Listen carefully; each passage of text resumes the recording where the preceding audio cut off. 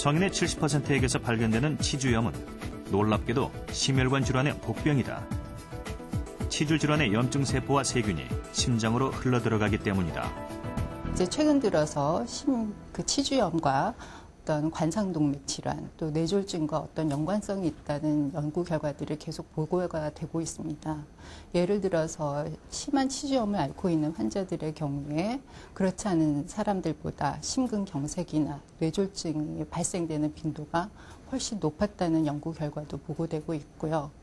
또 치주염과 관상동맥 질환을 동시에 앓고 있는 환자들에게서 치주염을 치료했더니 어떤 관상동맥 질환과 밀접하게 관계가 있다고 알려진 CRP라는 그런 체내 성분이 혈중 농도가 많이 감소되었다는 그런 연구 결과도 보고되고 있습니다.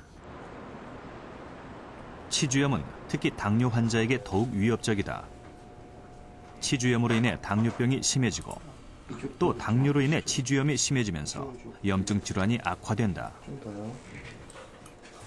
당뇨 환자들은 당뇨 자체로 힘든 것이 아니라 당뇨로 인해서 그런 면역 반응들이 심해지게 돼요. 치주 질환이 있으면 역시 마찬가지 면역 반응이 심해지고 그렇기 때문에 그 면역 매개 물질이 더 많이 생산이 되어서 전신적으로 다른 부위에 있는 염증들도 심해지게 됩니다. 치주 질환을 치료했더니 당뇨로 인한 다른 힘든 염증들도 좀 덜해졌더라 하는 보고가 있습니다.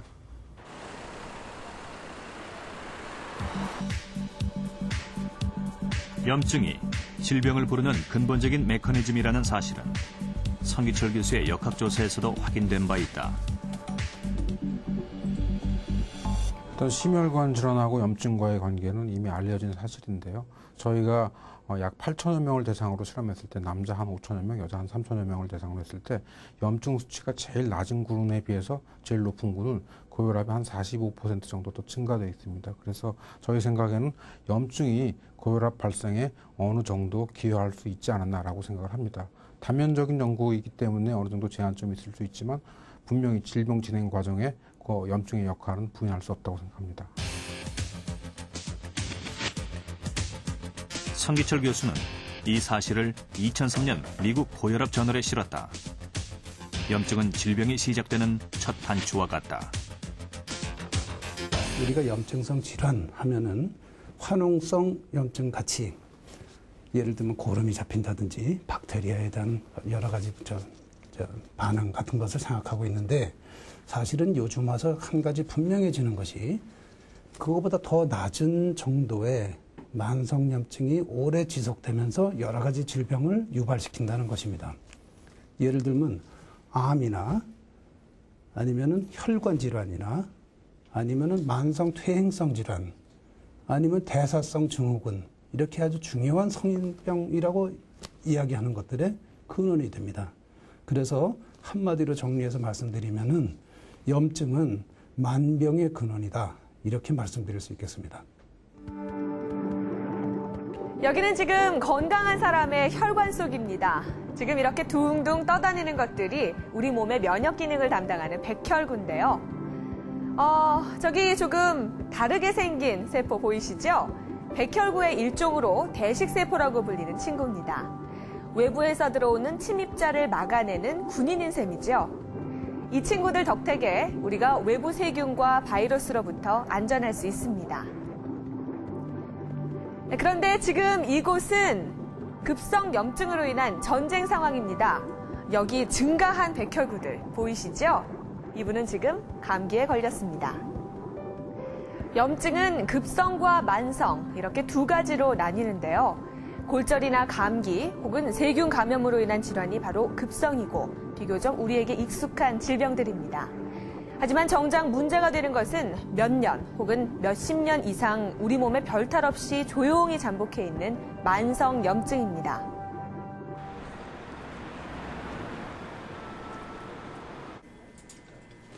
최병창 씨의 가족이 모두 모였다. 수술 전 교수와의 면담 시간. 병명은 위암입니다. 위암이라고 하는 병은 수술을 해서 제거를 해야 이제 완치가 가능하죠. 수술하시게 되면 아마 위를 한 50% 정도 제거하는 수술이 될 것 같습니다. 합병증이 생길 수 있고 그 가능성. 최병창 씨는 평생 건강했고 굳이 지병이 있다면 가벼운 위염이 전부였다. 그 위염이 크게 이제 급성 위염도 있고 만성 위염이 있습니다. 그런데 위암과 연관되는 것은 이제 만성 위염이 되겠습니다. 이제 급성 위염이라고 그러면 우리가 뭐 술을 드신다든지 혹은 아스피린 약 같은 걸 이제 드시고서 속이 쓰리고 아프시다든지 또 자극성 있는 음식을 드시고 속이 쓰린 경우에 이제 내시경을 하면 위염 진단을 받으시는데 대개 이제 그런 경우는 급성 위염입니다. 급성 위염은 이제 위암과는 상관이 없습니다. 만성 위염의 경우에도 만성 표재성 위염인 경우에는 이제 위암과 큰 연관이 없지만 그걸 가만히 놔두고 지나치다 보면 이제 만성 위축성 위염이 되는데 그런 만성 위축성 위염이 된 분에 있어서 한 20년 정도 지나면 한 10분 중에 한 분, 한 10% 정도에서 그 위암으로 발생할 수 있다. 이제 이렇게 통계가 나오고 있습니다. 평생 건강은 자신하고 살았다. 가끔 속이 쓰렸고 위궤양을 앓았을 뿐이었다. 술을 많이 먹거나 하면은 속이 쓰리면은 이게 하루 이틀에 약을 먹어도 좀 기분이 좋지 않고 그럴 땐 이제 내시경 보는 거죠. 그 내시경 보면은 또 위험이 달리고 그래서 그런 식으로 계속 번복해 오는 게 그러다 보니 한 20년 가까이 됐습니다. 수술 당일 노성훈 교수는 계획대로 최병창 씨의 위 절반을 잘라냈다. 위염은 쉽게 관찰됐다. 이 밑에 이제 이게 위축성 위염이 되면 점막이 얇아진다고 제가 말씀드렸는데 점막이 얇아지다 보니까 점막 하층에 있는 혈관 같은 게 이제 잘 노출이 돼서 잘 보이고 이렇게 되거든요. 이제 그런 것이 이제 중요한 이제 만성 위염의 그 소견이거든요. 제가 그냥 불견 봐서는 여기 만성 위염이 와 있는 것 같고. 잘라낸 위 조직은 병리과의 김호근 교수에게 넘어갔다. 병리과에서는 염증이 암으로 변해버린 위 조직을 상당수 볼 수 있었다.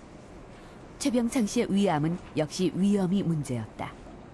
이 환자의 경우에는 좀 염증도 심하지만 그 주변에 정상적인 기능을 수행하고 있는 고유의 손들이 많이 위축되어 있기 때문에 그 만성 위축성 위염은 이 환자에서 이제 암과의 관계를 한 번쯤 이렇게 연결해 볼 수 있는 그 중요한 팩터 중에 하나라고 이렇게 생각할 수가 있습니다.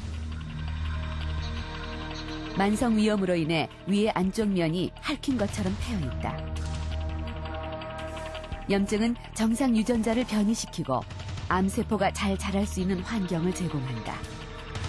위염에서, 그러니까 염증세포랑은 이제 방어 기전이 돼야 되는데, 이제 방어 기전을 깬다고 하는 것이, 이제 최근에 자꾸 이제 얘기가 되는 거는, 과거에는 이제 염증이 이제 암하고는 큰 상관이 없다고 그랬지만, 최근에 염증세포가 결국 이제 암세포와 자꾸 이제 이렇게 그 신호를, 서로 간의 신호를 이제 주고받고 하면서 암세포의 증식이라든지 암세포가 이제 그 주위의 장기로 이제 침습을 한다든지 하는데 이제 역할을 하는 것으로 이렇게 점점 밝혀지고 있죠.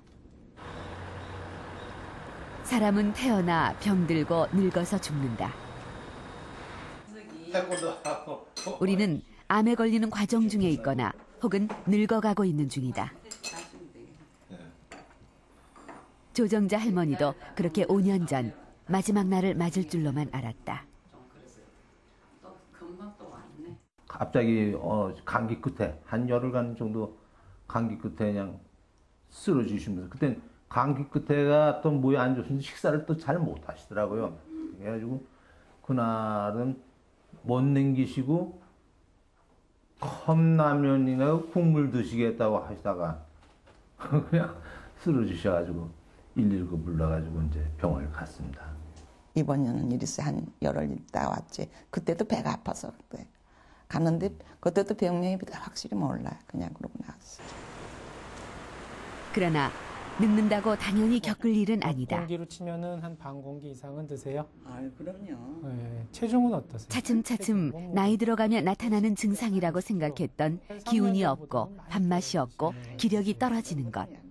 네, 그때 아주 이 모든 과정이 이름도 낯선 병명 노쇠증후군이었다.